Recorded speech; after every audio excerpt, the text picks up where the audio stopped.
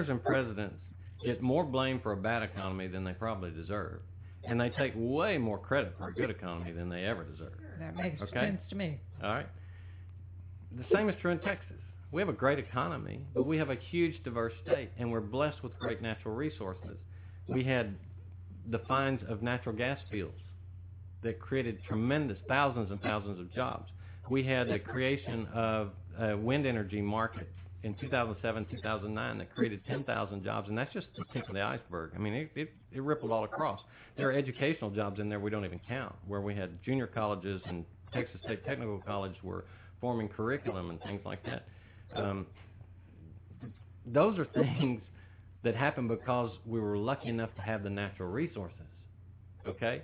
And we have an environment where we know how to do energy, and we do it well, and it was a time when we had need. And so sometimes we take more credit for things than we deserve, and sometimes we get more blame than we should. You know,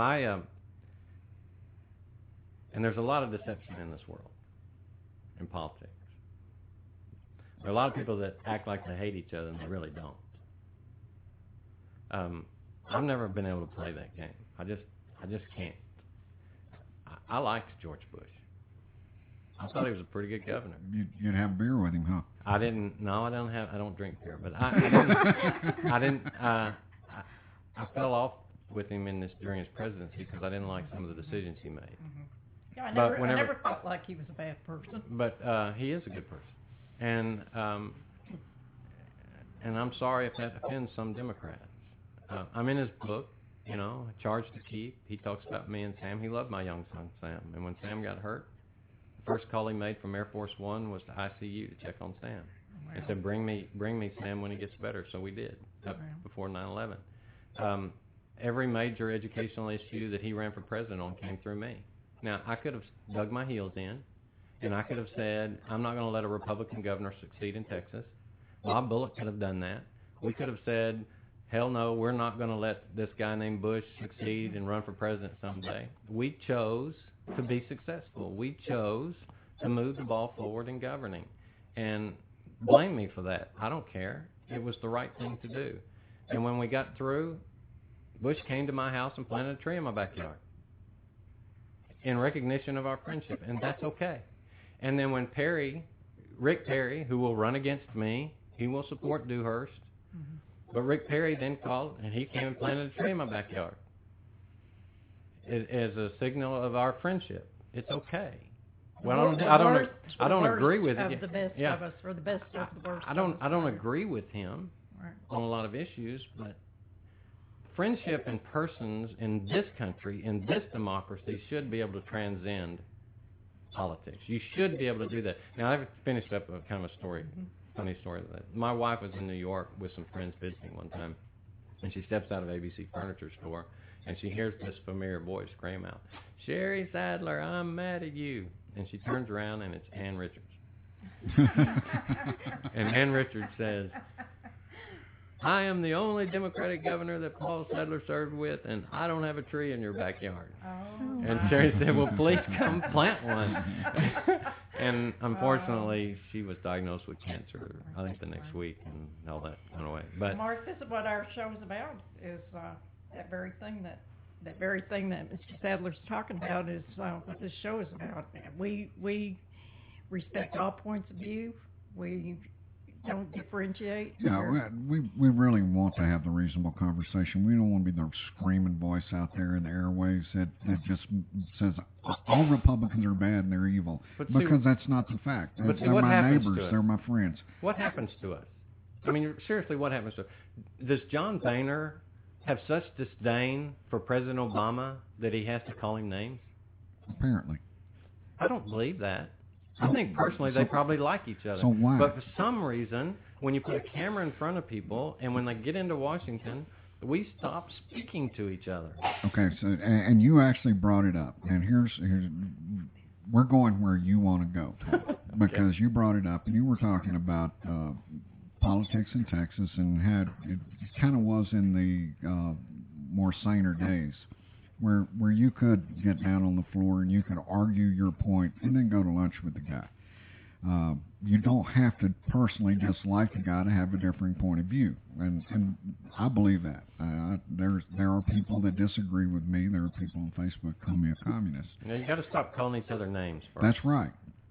But to have a differing point of view is not a bad thing. Now, we've moved into an environment in Washington where it's so divisive now. We are doing things in this Congress that are truly bad for this country because we just can't allow this president to succeed, and it's not a personal success story.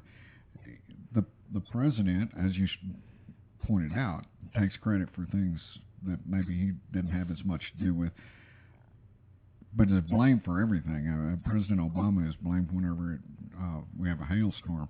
It's his fault. But we have divisiveness in Congress, and I want to go back to his first 2 years in office and when we had a Democratic Congress. Do you think Obama reached across the aisle, truly? Your Democratic listeners are really going to like this. No, we really. No, I think what happened. Here's exactly what I think happened. I don't think you walk into the office of the presidency and have any idea of what you're getting into.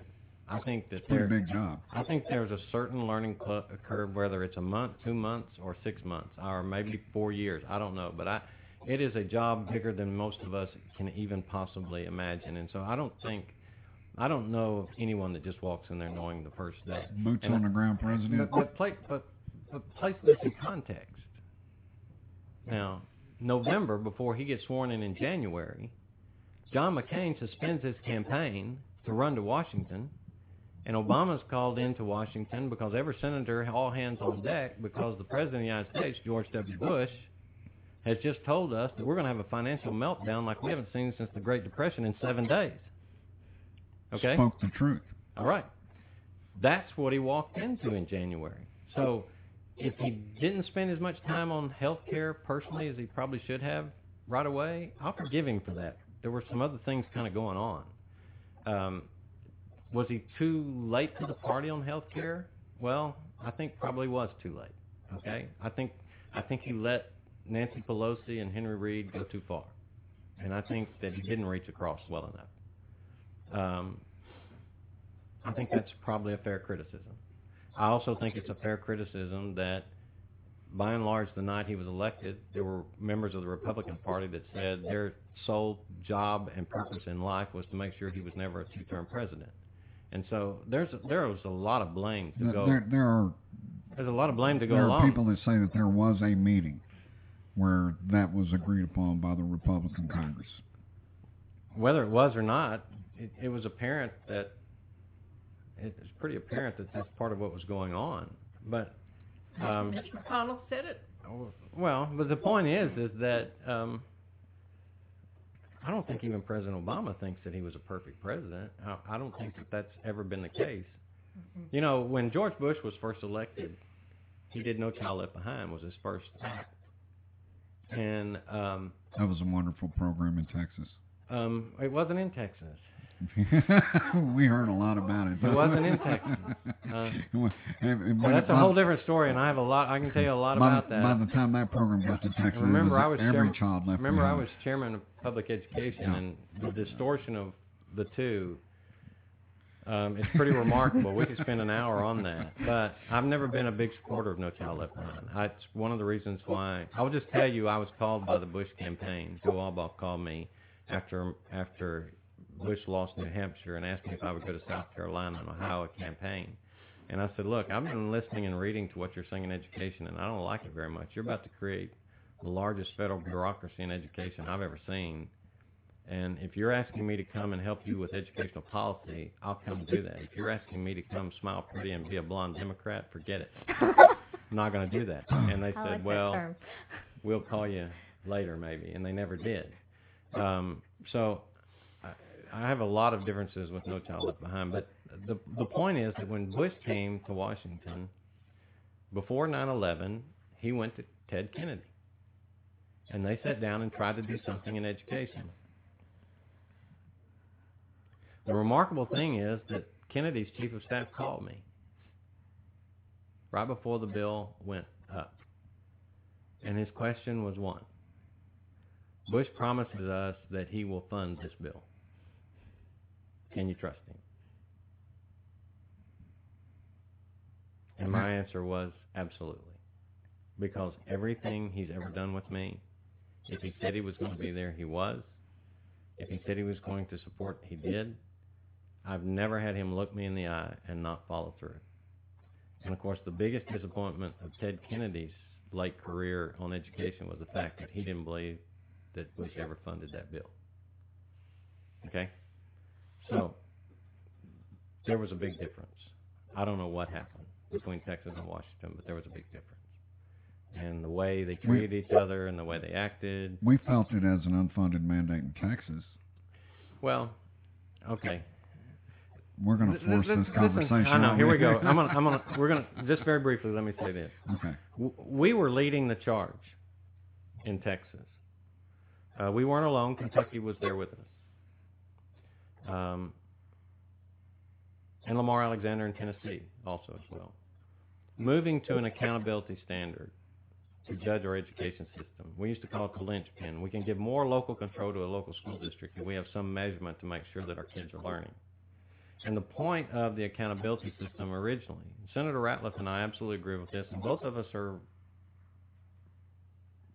really, what's the right word, disappointed in where this is headed because it wasn't what we envisioned.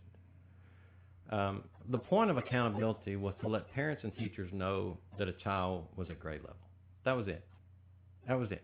It was, as a parent, you would know that my third grader is where they should be, or my fifth grader or seventh grader. Why didn't they know that before? Well, what had happened is because you had varying standards in different school districts, and there was a feeling that kids were being passed along, and there was a belief that if they didn't get it, well, it's all right, they'll just catch it up on later down the line. And as a parent with 5 children, you just naturally get concerned about that. So what we envisioned was a test that would allow parents to know. Now, it became much worse than that. It became a sledgehammer to school districts and a rating system and ratings of teachers and all that. So it's just grown much further than the idea of simply letting parents and teachers know that maybe my child's weak in math, he's good in reading, so I need to spend more time in math. I mean, it was really that simple. That's what we were trying to do. But you have to put it in perspective. You're talking about 1991, 93. The internet wasn't even around. Mm-hmm. Okay? An idea of computers in the classroom was a computer down in the library, one computer for the whole school, and you got to walk in there and look at it. Okay? But Al Gore was working on it. That's right. So you didn't have, there were only certain instruments we could deal with, and the standardized test was it. And what I kept trying to tell people in the late 90s was, we don't have to have an intrusive one-day throw-up exam. We can measure kids' progress from the beginning of school year to the end and do it better. And the answer is in software and technology if we'll just spend the money to do it. And we'll get rid of this invasive, all-encompassing single exam. And what No Child Left Behind was, and we were, as states, we were all moving that way. We had tax. Right, tax, and then TOS. Okay. And we were the first state. No TOS, no tax. Yeah, we were the first state. We were the first to disaggregate the data, and we had to teach people that wasn't prejudicial. And by disaggregate the data, we broke it out by ethnicity. And I had principals come into my office and shut the door and say, "I can't say this publicly, but please don't change this because it's teaching me about my student body things I didn't know." I thought we were doing a good job with our Hispanic students or our African American students, and we were not. And so it's teaching me things. So we were the first ones to disaggregate the data, and the reason was we were afraid we were leaving some kids behind. I think that's where that all came from. That program was progressing